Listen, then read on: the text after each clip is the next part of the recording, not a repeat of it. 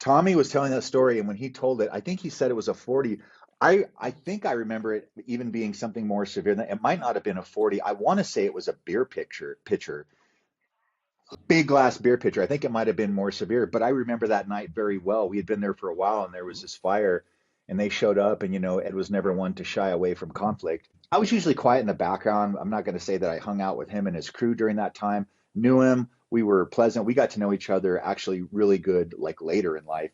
But I remember that specifically. And I remember when that happened, I was with somebody, and luckily we were parked way down the road. And I remember someone had gotten their car stuck on the backside over there. And as soon as that happened, I'm like, this is not going to go well. You're gonna either be here and get caught up in it. I was telling my friends, or we can go party somewhere else. And I think I was just like, yeah, I'm gonna go drive drunk somewhere else and party.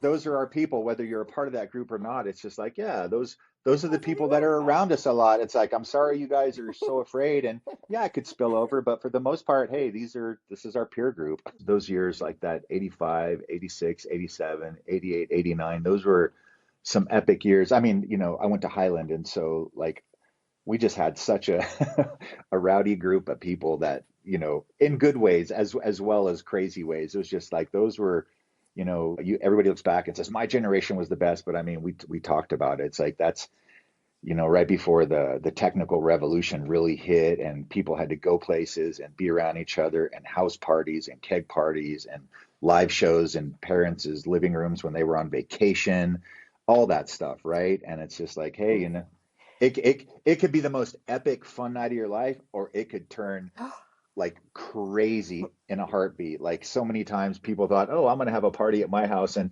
it would like next thing you know, there's 200 people and they don't know what to do. And I remember being at several parties where like the kids whose, houses it was and their parents were out of town, they got so overwhelmed, they would call the cops on their own party just to have it cleared out. Yeah. Cause they couldn't control the crowd. And I was just like, all right, it's what you do, I guess. I don't know.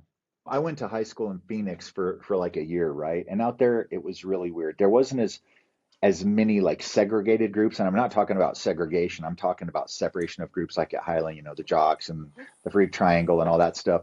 Out there everybody kind of hung out and they would have giant desert parties and stuff. We had more segregated groups, but I mean they all seemed to interact okay, you know, Yeah. when it came time to party. It may be my bias, but I think other those other groups and other schools probably liked what we were doing because I remember a lot of times people would show up from other places and hey, we heard you guys are having a party or whatever, and it's just like, yeah, ain't no party like a Highland party.